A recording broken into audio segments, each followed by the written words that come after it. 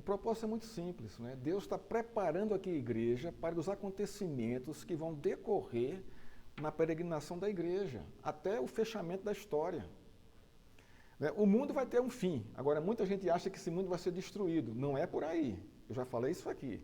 Deus não vai destruir o que ele criou. Não vai. Mas, pastor, vai ter fogo, vai destruir com fogo. Olha só. A questão é, qual é a simbologia do fogo na Escritura? Não é uma boa pergunta para você entender o que é que o fogo significa na Escritura? Fogo significa purificação, irmãos. A palavra é essa. Toda vez que você vê fogo na Escritura, é purificação. Deus vai descer com fogo, Deus vai purificar. Não é simplesmente consumir quem está ali. A questão não é essa. Porque não teria sentido só. Deus consumir e deixar só a cinza lá. Mas o fogo não faz isso. O fogo, ele purifica. O fogo da Escritura, ele vem para purificação. Então, Deus vai destruir a terra com fogo. Muita gente pensa isso. Não é destruir. Ele vai purificar a terra com o seu fogo. Esse é diferente. Porque o que faz a purificação, irmãos? Alguém já viu aqui o ouro sendo depurado? Da rocha, da pedra? É muito interessante, né? É uma temperatura altíssima, né? A gente pensa que o ouro, por ser pesado, vai afundar, né? Não, quem afunda são os resíduos, são o pó, é a pedra. O que não presta, afunda, cai. E o que é que flutua no fogo? O ouro. Aí lá vem o ourives, vai lá e pega a sua peneirazinha, sua conchinha e tira o ouro. Tira só o ouro. Toda a impureza ficou ali, o fogo consumiu e tirou o ouro. Então a ideia da purificação da terra vai ser justamente essa. Deus vai tirar as impurezas, todas elas, e vai deixar o ouro. Quem é o ouro aos olhos de Deus? É a sua noiva, é a sua igreja. Então isso para mim e para você devia ser motivo de grande alegria e gozo e exaltação e louvor a Deus. Então nós vimos na aula passada, né, a grande tribulação. Eu vou falar aqui os pontos centrais que nós vimos, não é?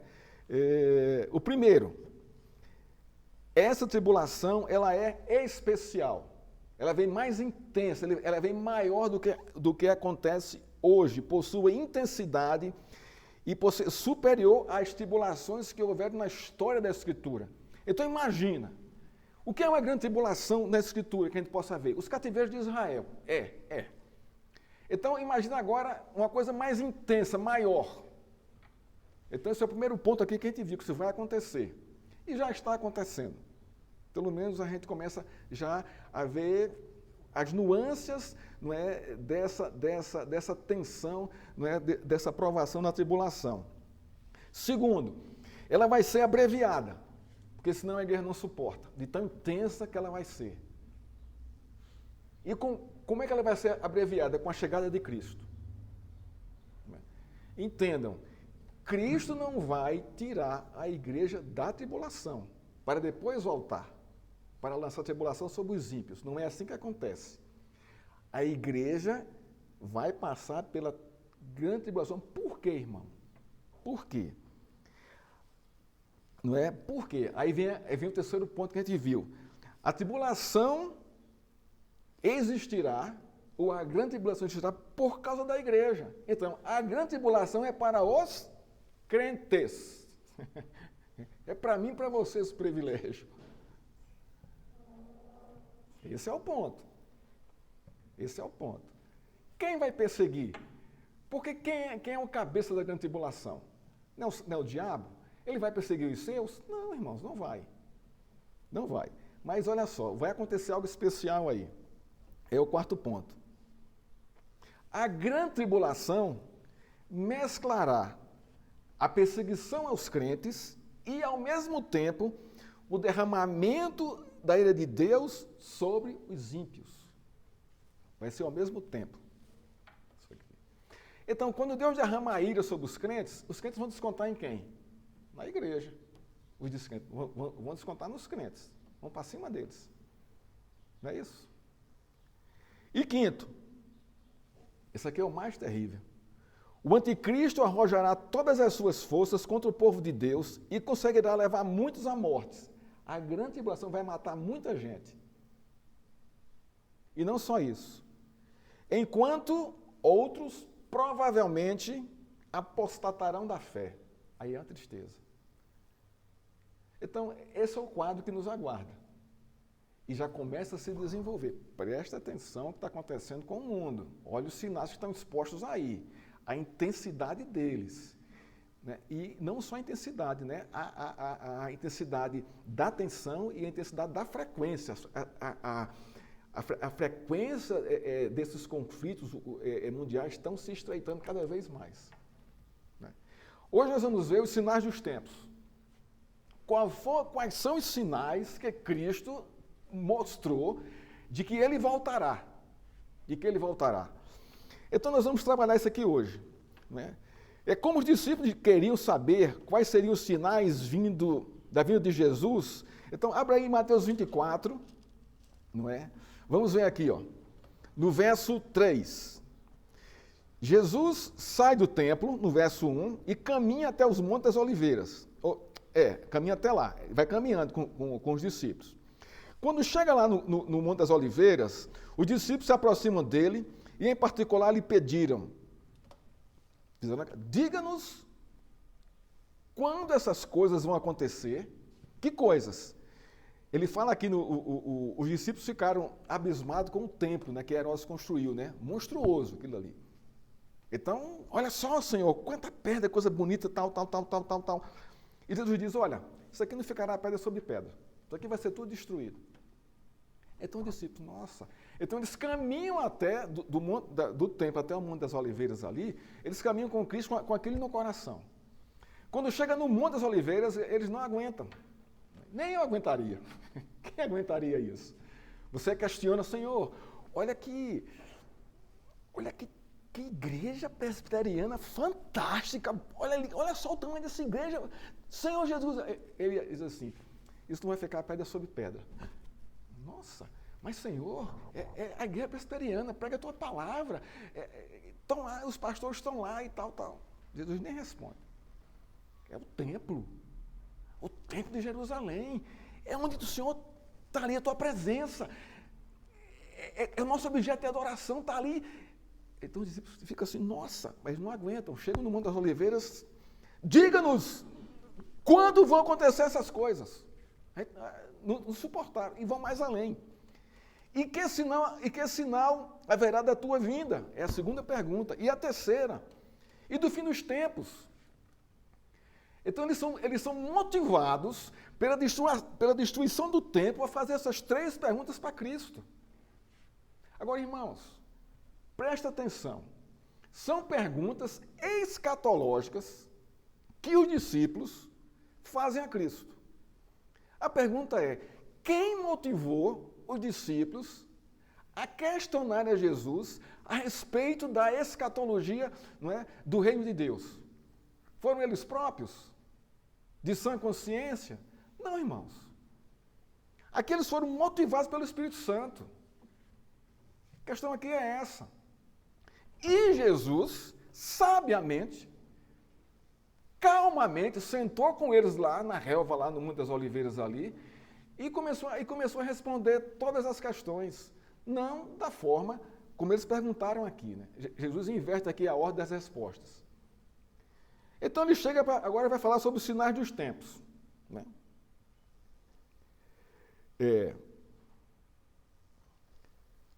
Primeiramente vamos ler aí, Mateus 24, 29.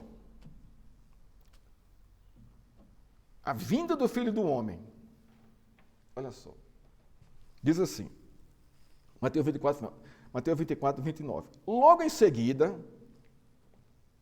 do processo da tribulação, a tribulação daquele dia, o sol escurecerá e a lua não dará a sua claridade. As estrelas cairão do firmamento e os poderes do céu serão abalados. Não sabemos, segundo aqui o autor, né, então ele fala aqui do escurecimento da lua e do sol e de abalos cósmicos.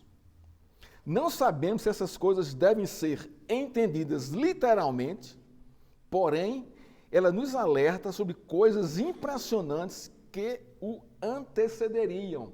Então, o autor aqui não sabe se isso aqui é literal ou se é apenas uma referência, é uma hipérbole do acontecimento, uma coisa assim monstruosa, grandiosa demais. Então, esse aqui é o ponto. Não é? Porém, ele alerta sobre coisas impressionantes que aconteceriam. Então, observe os sinais da nossa história, de coisas impressionantes, assim, que você nunca viu, coisas absurdas que você nunca viu, não é? Na vida. Não é? Isso já aponta para um sinal da sua vinda, uma coisa extraordinária. Ele vai aqui, antes de falar sobre o próximo tipo de sinal, Jesus falou sobre a responsabilidade de estar atento aos sinais. Presta atenção aqui. Vamos lá. Vou ver aqui.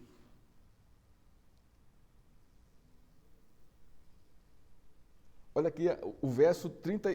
Vê aqui a partir do verso 32. Ele diz aqui, ó. Aprendam a parábola da figueira. Em que contexto? Nesse contexto de expectativa da sua volta.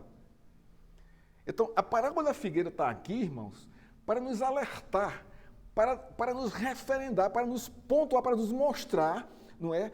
Para que a gente fique vigilante, para a gente não perder o que está acontecendo e não ser envolvido, ser engolido, não é? Pelos falsos cristos, falsos profetas que virão aí tentando enganar os crentes. Aprenda a parábola da figueira. Quando já os seus ramos se renovam e as folhas brotam, vocês sabem que o verão está próximo. Então, nós temos como discernir as estações, não temos? Então, nós somos atentos a isso. Isso é uma forma, né, de Deus nos conduzir, de Deus trabalhar a nossa atenção com relação ao contexto, não é, da história humana. Assim também vocês, quando virem todas essas coisas, saibam que está próximo às portas. Em verdade, digo que não passará essa geração sem que isto tudo aconteça. Passará os céus e a terra, porém as minhas palavras não passarão. Que palavras não passarão? As palavras que ele fala aqui do fim do mundo, da sua vinda inconfundível, da grande tribulação e dos sinais dos tempos. O fato aqui é esse aqui. A gente tem que estar atento aqui. Muitos desses sinais, não é, que Jesus anunciou já se cumpriram e outros se cumprirão. Qual foi o primeiro sinal do texto que se cumpriu? A destruição do templo. Já se cumpriu. Está lá. Isso foi no ano 70. Quando o general Tito invadiu Jerusalém por uma rebelião lá dos judeus e destruiu tudo aquilo ali, não ficou nada inteiro. É tanto que hoje quem está sobre o templo hoje é uma mesquita muçulmana, né? Está lá. O templo está embaixo ali. E eles não deixam de modo algum ali se escavarem para que a história venha à tona. Os muçulmanos não permitem qualquer tipo de estudo de escavação ali. Porque imagina só, se fosse permitido isso, quanta coisa a gente ia saber, ia comprovar com as escrituras que estão ali soterrados ali no templo. Ele continua aqui. Então, ele disse assim, não devemos nos assustar, mas precisamos estar preparados, pois a sua vinda pode ser qualquer momento e certamente pegará muitos de surpresa. Agora voltamos aqui para o verso 30 aqui. Então, aparecerá no céu o sinal do Filho do Homem. Todos os povos da terra se lamentarão e verão o Filho do Homem vindo sobre as nuvens do céu, com poder e grande glória. E ele enviará os seus anjos com grande som de trombeta, os quais reunirão os seus escolhidos dos quatro ventos de uma outra extremidade dos céus. Então, ele vai chegar e vai reunir todos o quê? Todos os seus escolhidos. Aqui há uma grande confusão aqui, irmãos, também da igreja, a respeito desse fato aqui. Ele vai descer. Muitos crentes imaginam que nós vamos nos reunir com Cristo no céu e vamos morar no céu.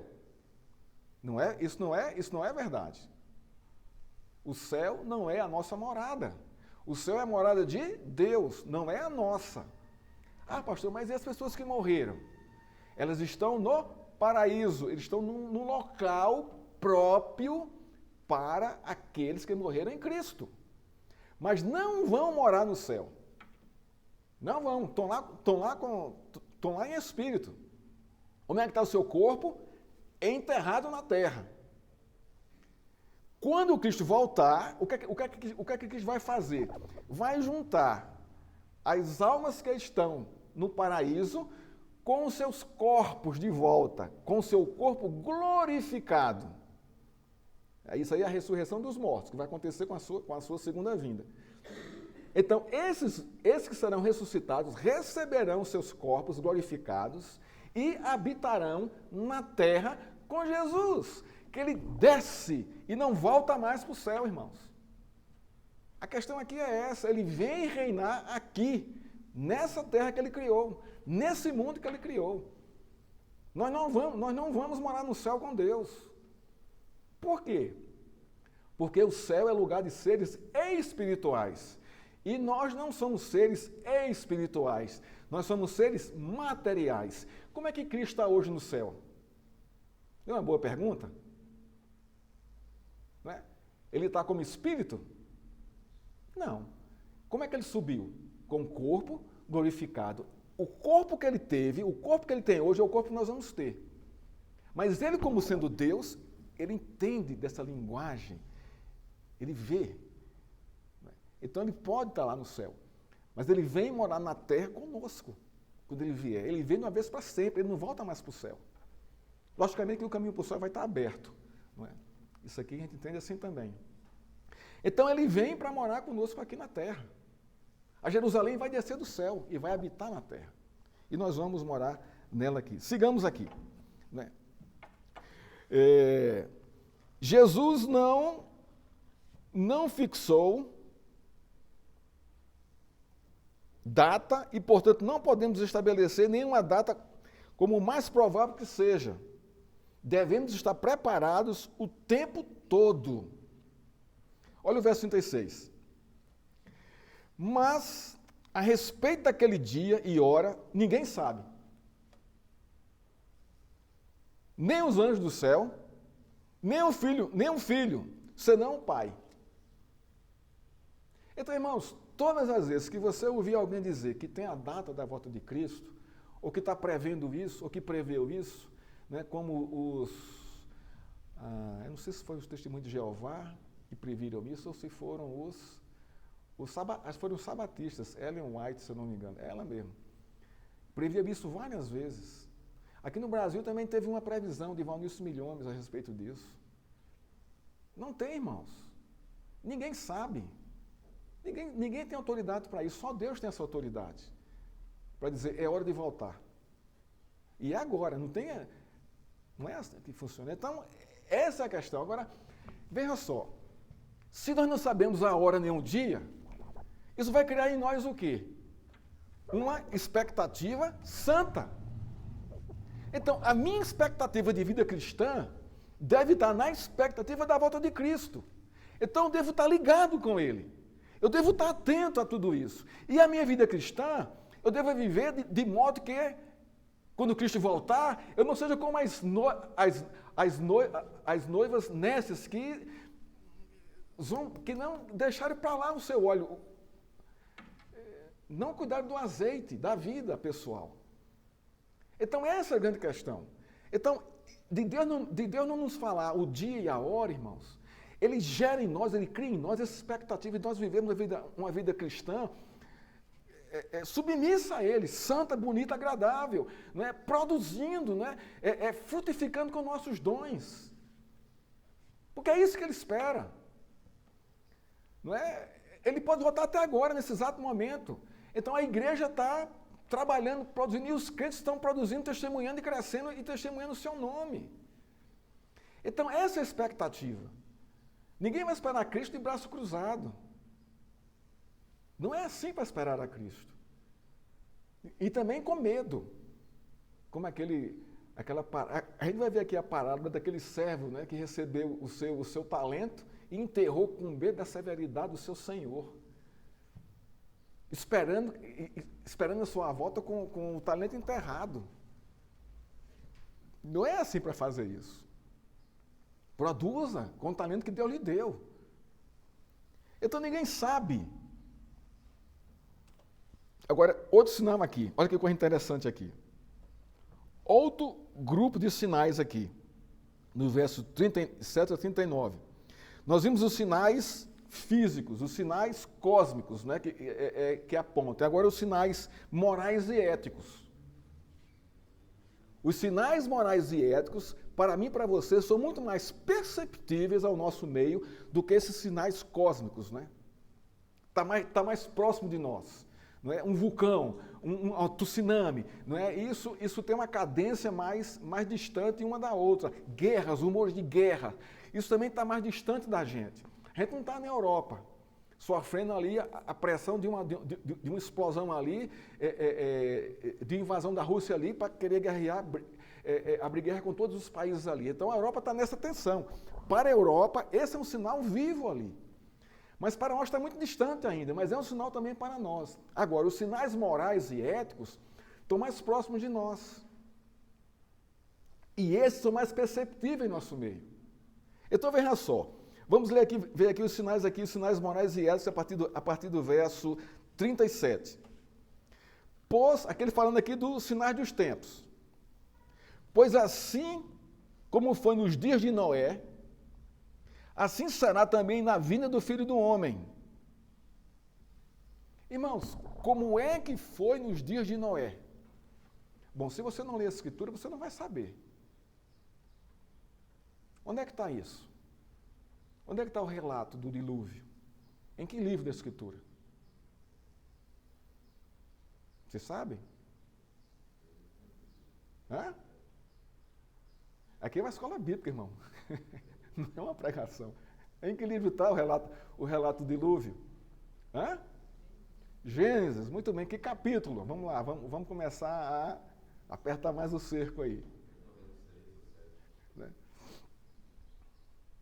Vamos lá, abra aí. Gênesis 6 para ver se é mesmo. Confira aí.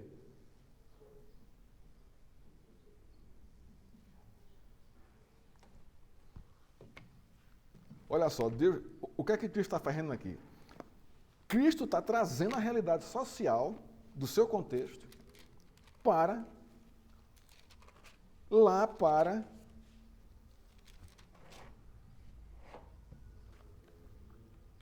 o contexto de Noé, irmãos. Gênesis capítulo 6 está certo, Abel. Você acertou aí.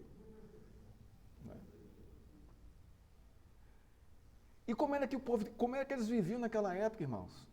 Quanto tempo Noé passou construindo a arca? O que era a arca? Era um sinal de Deus para aquela sociedade de então, de que algo astronômico viria. E a pregação de Noé era justamente sobre isso. Eu estou construindo uma arca porque vai vir um dilúvio e Deus vai destruir todas as coisas, porque o mundo está num caos terrível, um caos moral e ético terrível. Irmãos, a gente não tem ideia da promiscuidade que era e que o mundo é ainda hoje com mais sofisticação. Naquela época era muito nu e cru. Era muita coisa assim horrorosa. Todos os cultos aos deuses pagãos eram com orgias sexuais. Mulher com mulher, homem com animal, mulher com animal, e a coisa era desse jeito. E como é que o tempo de Noé estava? Desse mesmo jeito. Então Deus faz aqui uma comparação, né, da moralidade da época, da imoralidade, não é? E da falta de ética daquela época com o nosso contexto hoje. E o que mudou, irmãos? Não mudou nada. Hoje tem mais sofisticação. Não é? Hoje os cultos, o culto ao sexo, hoje é muito sofisticado. Tem muita exploração, a gente vê isso. né? Muita exposição, né? Muita coisa aí, mas com muita sofisticação, não é? Hoje nós temos casas próprias para isso, não é? Que enriquecem, nós temos cassinos, nós temos os motéis, as boates, os shows, aí, um monte de coisa aí com muita sofisticação, não é? Com a roupagem, mas lá dentro a podridão é a mesma. É a mesma. Ele continua aqui. Então, como foi nos dias de Noé, assim será a vinda do Filho do Homem. Então, o povo esperava por isso? Quem esperava pela vinda de Cristo? Quem esperava pelo dilúvio? Somente Noé e sua família. E mais ninguém, irmãos.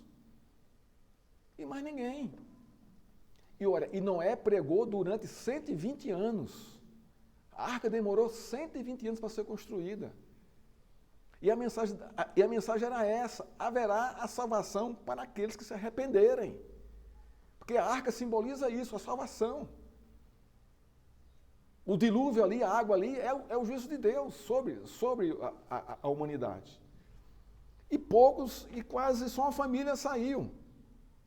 Pois assim como nos dias anteriores ao dilúvio, comiam e bebiam, casavam e davam-se em casamentos até o dia em que Noé entrou na arca.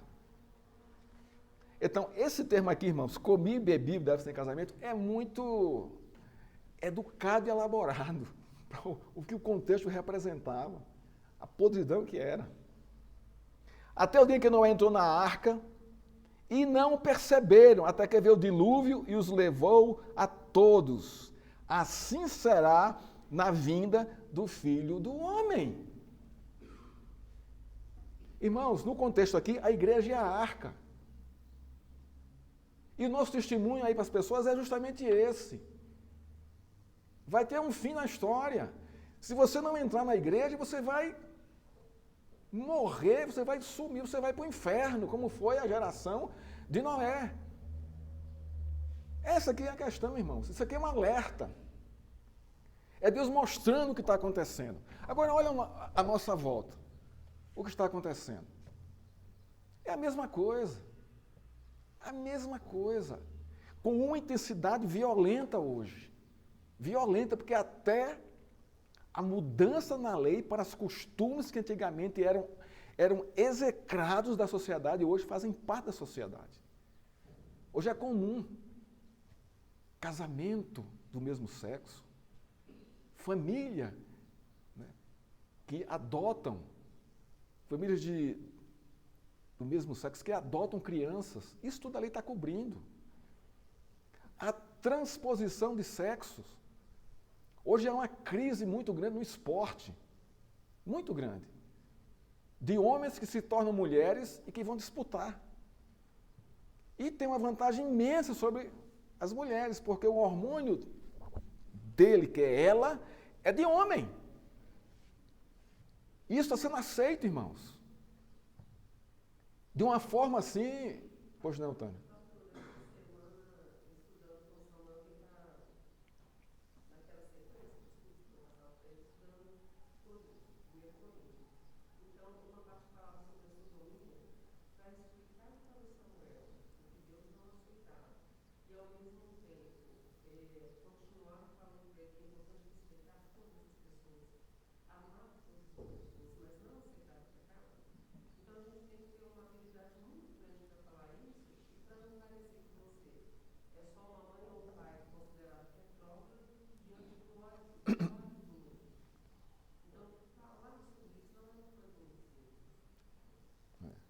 Irmão, você já foi ao shopping alguma vez? Você viu homens andando de mão dada? Mulher andando de mão dada? Homens se beijando na boca com homem? Isso me choca. Isso me deixa assim, nossa, vontade de... É uma coisa assim, é asqueroso um negócio desse. E no Rio Grande do Sul já começa uma nova tendência social. O casamento aberto. Lá já é real isso aí. Eu li uma reportagem essa semana sobre isso. Casais que dividem casais e que dividem casais. Eu sou casado com a mulher, então eu transo com a mulher do outro, com a do outro, o outro transa com a minha, e aí vai, esculhambação aí no meio aí. Isso está sendo aceito já. A pedofilia passa a ser distúrbio psicológico das pessoas. Não é mais crime. Você sabe o que é isso? Vai passar a ser normal. Você usar a criança para isso, como era usada naquela época, naquele tempo aqui do primeiro século.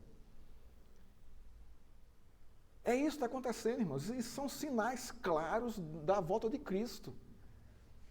E é isso que vai destruir a igreja, que essas pessoas vão nos perseguir, porque nós vamos passar por ser quadrados, retrógrados, antissocial. Nós vamos ter esse rótulo. Vão nos chamar de nazista. Porque nós não vamos compactuar com essa realidade. E a pressão que vem sobre a gente vai ser muito grande. Hoje já é grande. Eu lembro que em 2008, eu cheguei aqui em 2007. Em 2008 eu cheguei aqui e atrás de emprego, surgiu um emprego para mim na minha área, aqui no hospital, aqui na área, minha área administrativa. Eu fui no hospital, né? Levei meu currículo e tal, mandei para lá por e-mail, eles me convidaram para entrevista, eu fui para a entrevista e sentei na sala lá. E chegou lá a gerente geral, né? Estava abaixo da direção, né? Ela sentou comigo, foi desse jeito a entrevista. Eu vou lhe fazer só uma pergunta. Dependendo da sua resposta, a gente encerra aqui ou a gente continua a nossa entrevista. Você é crente? Eu fiz, sou. Muito obrigado. Não quero mais tomar seu tempo. Pronto. Encerrou a entrevista. Ponto final. Isso hoje, esses dias aí. Isso acontece com muita gente. Né? Seja um cara fiel na sua empresa. Um cara que cumpre o horário, que faz bem as tarefas, que é alegre e tal. E observa o que vai acontecer com os outros que estão ao seu redor, que não são, que não têm a sua visão, não são crentes. Eles vão lhe maltratar aonde eles puderem. Vão inventar história, fofoca, vão lhe destruir, fazer um monte de coisa. Quem trabalha em empresa privada sabe como é que funciona essas coisas. Quando você se posiciona assim, eticamente e moralmente. Não é? Então é isso aqui. Ele vai mais além aqui. Vamos ver aqui. Então é o grupo moral. Os dias que antecederam o dilúvio foram os piores que já existiram na história daquela então. Deus entregou aquelas pessoas ao pecado. Elas se tornaram totalmente alienadas de Deus. A única preocupação delas era com as coisas do dia a dia, as quais praticavam em aberta rebelião contra Deus. As principais coisas importantes para elas eram as coisas do seu dia a dia. Dinheiro, fama, prazer, papapá. E Deus que é bom. Irmãos, muitos crentes hoje, muitos crentes, creem em Deus, mas vivem como Ele não existisse na vida deles. Porque estão preocupados com isso. A preocupação deles ou é com aparência, ou é com dinheiro, ou é com fama, ou é com conforto, ou é com alguma coisa, menos com o reino de Deus, menos com o Senhor Jesus. Eu não estou falando aqui de um trabalho honesto e ético. Você deve trabalhar, mas o trabalho é meio, não é fim em si mesmo. Você cuidar do seu corpo não é o fim em si mesmo, é meio. Você querer seu lazer não é fim em si mesmo, é meio. Para a glória de Deus. Tanto o seu trabalho, como o seu corpo, como o seu lazer. Ah, pastor, eu quero ser bonita. Seja bonita. Mas para glorificar o nome do Senhor. Não para estar dando uma de... ou dando uma de gostosão, ou dando uma de poderosa, né? Não é isso. Isso perdeu o sentido. A palavra de Deus não diz isso, irmãos. A palavra de Deus, ela é clara. O nosso propósito é glorificar o nome do Senhor. Com o nosso trabalho, com o nosso salário, com a nossa vida, com o nosso corpo. O nosso corpo é precioso para Deus, porque ele é templo do Espírito Santo. A gente perde isso. A gente não se cuida, anda de qualquer jeito, de qualquer forma. Não é assim que funciona. O crente não é assim, irmãos. Ele tem que cuidar do seu corpo. Tem que saber trajar. Tem que saber os limites do que é sensual, do que não é sensual, do que vai chamar atenção, do que é normal. Porque o foco dele não é esse. O foco dele não é esse. O foco das moças cristãs não é arrumar casamento com crente. E nem os moços arrumar casamento com crente. Se bem que isso faz parte da vida, mas o propósito, o fim não é esse. O fim é, com a sua juventude, glorificar a Deus. Naquilo que você é, daquilo que você faz. E Deus vai trazer a sua esposa e o seu esposo. Você não precisa estar namorando com 1, 2, 3, 4, 5, 6, 7, 8, 9, 10. Ah, eu tive 12 namoradas esse ano. Tive 12 namoradas esse ano. Isso é terrível. Isso é uma coisa horrorosa. Pô, João. Muito bem. Olha aí, o princípio aí. Buscai, em primeiro lugar, o reino de Deus, e as outras coisas vos serão acrescentadas. Agora, acrescentadas dentro do propósito de Deus e no tempo de Deus. Vamos lá, irmãos, vamos continuar aqui, né? Senão a gente não termina isso aqui hoje, eu queria até adiantar mais. Então, a única preocupação é essa. Não é? É uma alienação geral, tanto naquele contexto como no nosso contexto.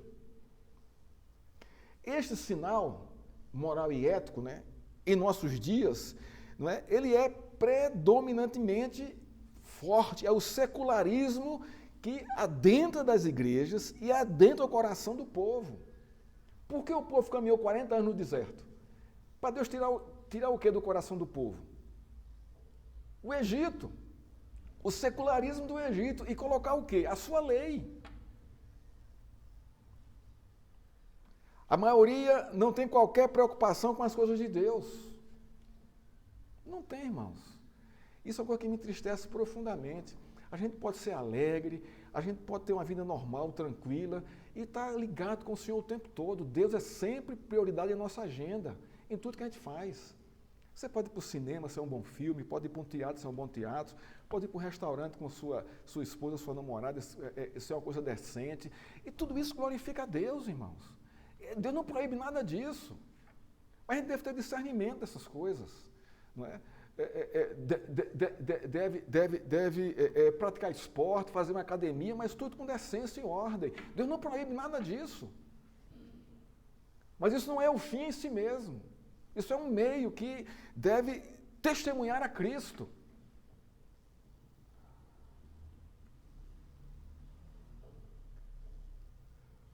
A maioria não tem qualquer preocupação com as coisas de Deus, vivendo uma religiosidade, muitas vezes só de aparência.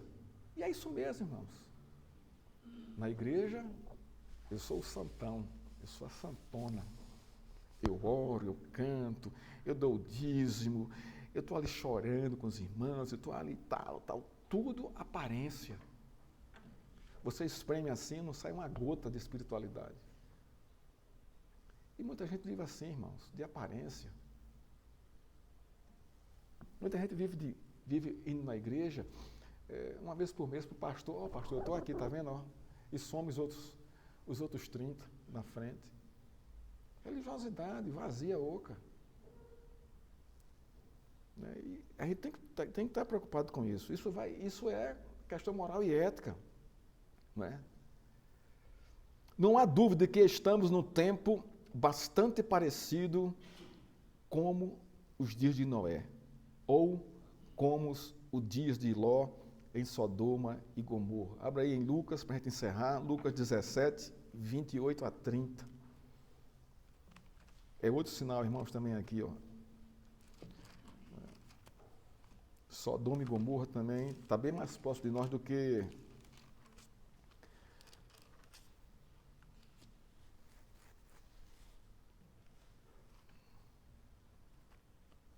Lucas 17, 28. O mesmo aconteceu nos dias de Ló. Comiam, bebiam, compravam, vendiam, plantavam, edificavam. Mas no dia em que Ló saiu de Sodoma, choveu do céu fogo e enxofre e destruiu todos.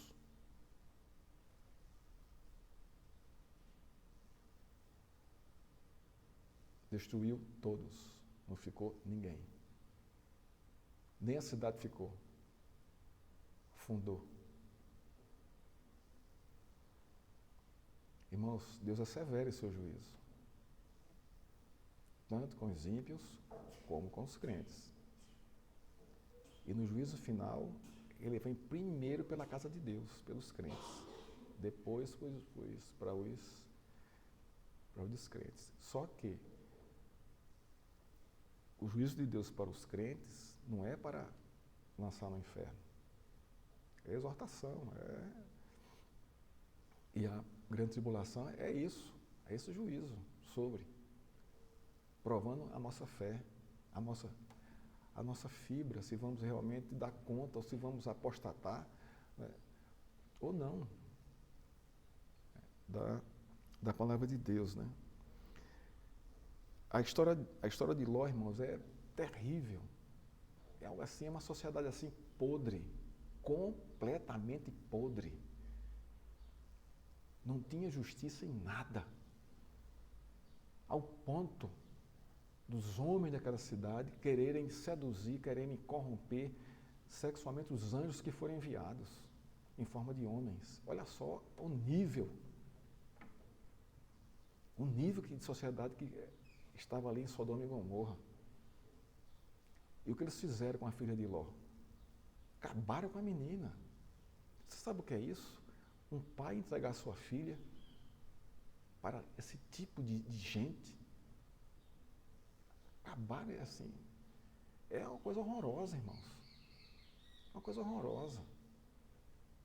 Essa é a nossa sociedade de hoje. Isso está aos nossos olhos claros aí. Sinal de que Cristo está voltando, está vindo aí. O cálice vai transbordar, e quando o cálice transbordar, irmãos, ele vem. Ele não tem como. Eu não sei qual é a sua oração, mas eu oro sempre ao Senhor. Volta, Pai. Não está dando, está difícil demais, olha só a situação. Porque a minha oração, irmãos, não é só por mim, é pela geração que está vindo atrás de mim. Meus filhos, meus netos que vão vir aí, os seus filhos, seus netos também que vão vir aí, olha só. Se isso continuar dessa forma aí, como é que isso vai ficar? A bagunça que isso vai ficar. Que já está. Imagina isso com mais intensidade ainda. É algo sério. É algo muito sério. Traz alegria, traz, Cristo vai voltar. Né? Mas a gente está vivendo esse contexto. E a nossa posição aqui, irmãos, é de vigilância. De vigilância. Volta lá para o capítulo 24 para a gente encerrar aqui a nossa exposição aqui, o nosso estudo de hoje. Eu só fiquei num tema hoje, eu até queria dar dois. Próximo domingo aqui, a necessidade de vigilância. Olha só, quantas vezes no capítulo 24 e no capítulo 25, Jesus vai nos alertar a ser vigilante. Primeira, no verso 6, fiquem atentos e não se assustem. A segunda, no verso 13, aquele porém que ficar firme até o fim, esse será salvo. A quarta, não é? A terceira, no verso 25, eis que tenho predito isso a vocês. Tudo alerta, para a gente ser vigilante. A quarta, está no verso 33 do capítulo 24. Assim também vocês, quando virem todas estas coisas, saibam que está próximo às portas. Fiquem atentos. A quinta, no verso 42, portanto vigiem. A sexta, no verso 44, por isso estejam também vocês preparados.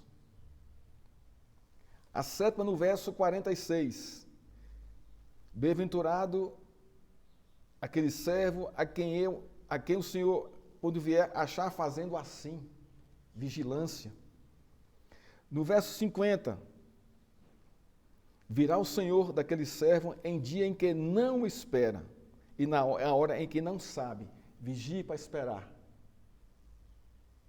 A nona, 24:13, ou 25:13, portanto vigiem, porque vocês não sabem o dia nem a hora. 9 vezes, no capítulo 24 e 25, Jesus chamando a sua igreja a estar atenta, a vigiar. Vigiem a sua vida. Irmãos, que Deus nos abençoe e nos fortaleça e nos dê a graça